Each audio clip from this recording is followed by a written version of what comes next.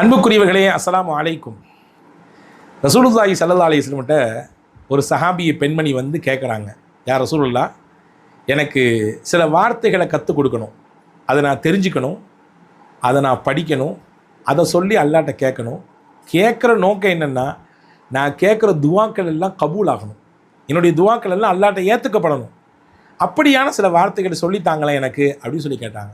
ரசூலுல்லாஹ், நீங்களும் நானும் எல்லா மக்களுமே எடுத்து பின்பற்றுவதற்கு மிக எளிமையாக மூணே வார்த்தை சொல்லி கொடுத்தாங்க. என்ன அந்த 3 வார்த்தை? அந்த 3 வார்த்தையை சொல்லிட்டா நம்முடைய துவாக்கள் அல்லாஹ்ட்ட கபூல் ஆயிரும். 3 வார்த்தை தெரிஞ்சிக்க வேண்டாமா? தெரிந்து கொள்ள வேண்டும். இந்த காணொளி அதற்கு உங்களுக்கு மிகப்பெரிய உதவி செய்யும். பிடித்திருந்தால் பிறரோடு பகிருங்கள். நீங்கள் இந்த நன்மைகளை தெரிந்து கொண்டதை போன்று பிறரையும் நன்மை செய்வதற்கு நீங்கள் தூண்டுங்கள்.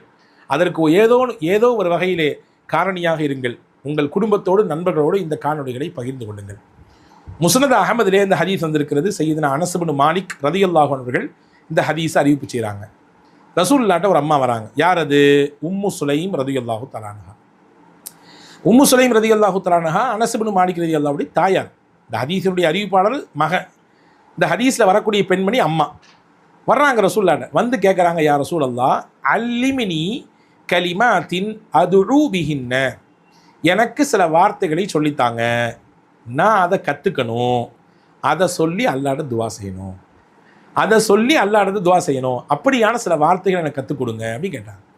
இப்போ ஸல்லல்லாஹு அலைஹி வஸல்லம் வந்து கற்றுக் கொடுக்குறாங்க. என்ன கற்றுக் கொடுத்தாங்க? 3 வார்த்தை கற்றுக் கொடுத்தாங்க. முதல்ல சொன்னாங்க, அல்லாஹ்வை 10 தடவை சுபஹானல்லாஹ் சுபஹானல்லாஹ் சுபஹானல்லான்னு சொல்லி 10 தடவை சொல்லுங்கள். ரொம்பலாம் வேண்டாம், வெறும் 10 தடவை. அடுத்து அல்ஹம்துலில்லாஹ் என்று ஒரு 10 முறை சொல்லுங்கள். ஓகே. அடுத்து அல்லாஹு அக்பர் அப்படின்னு சொல்லி ஒரு 10 தடவை சொல்லுங்கள்.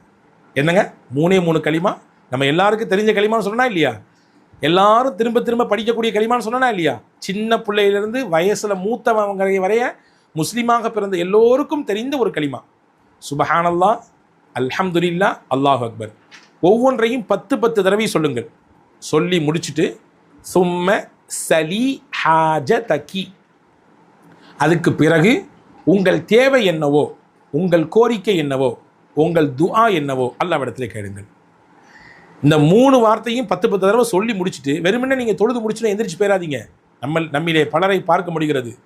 இமாம் சலாம் கொடுத்து விட்டு இடது பக்கம் சலாம் கொடுப்பது தான் தாமதம்.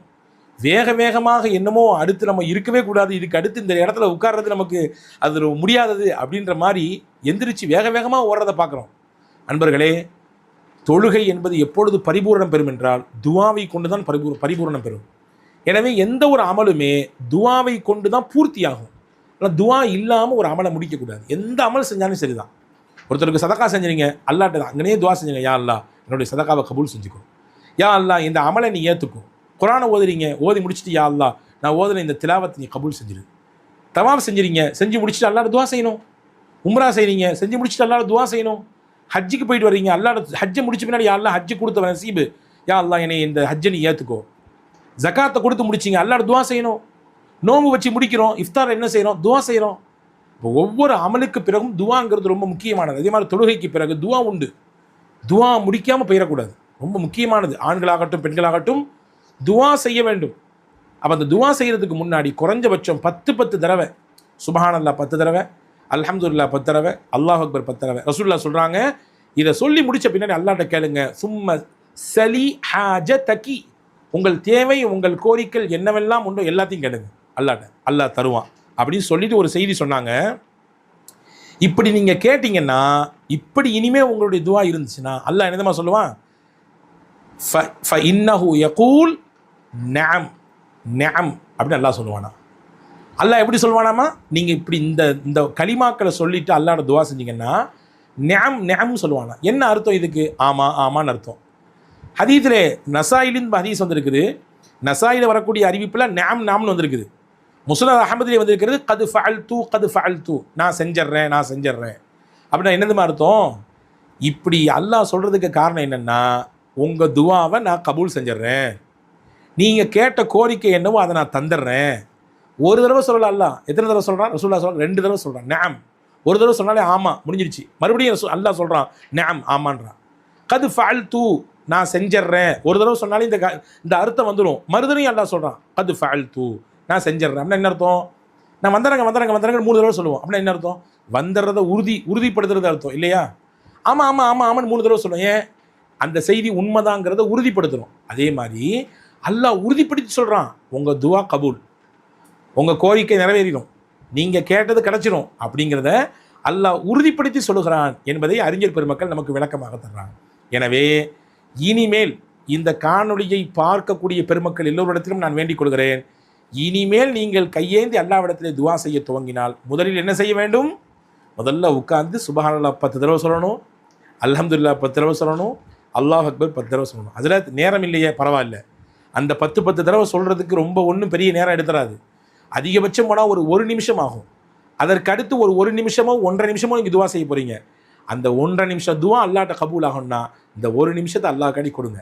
எனவே தொடர்ந்து இது போன்ற நல்ல விஷயங்களை தெரிந்து கொள்வோம்.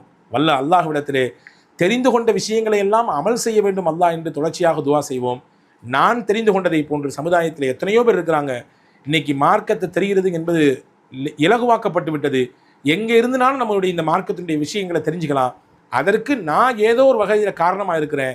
எனக்கு இந்த காணொளி பிடிச்சிருந்துச்சு, அதனால் நான் என் குடும்பத்தோடு இதை ஷேர் பண்ணுறேன், என் நண்பர்களுக்கு இதை ஷேர் பண்ணிக்கிறேன், தெரிஞ்சவர்களுக்கு இதை நான் பகிர்ந்து கொள்கிறேன் என்ற எண்ணத்திலே இதை பிறருக்கும் பகிருங்கள். எல்லாம் வல்ல அல்லாஹ் உங்களுக்கும் நமக்கும் எல்லா மக்களுக்கும் சிறந்த நற்பலனை கூலியை அவன் புறத்திலிருந்து விசாலமாக தருவானாக. வசலாம். அஸ்ஸலாமு அலைக்கும்.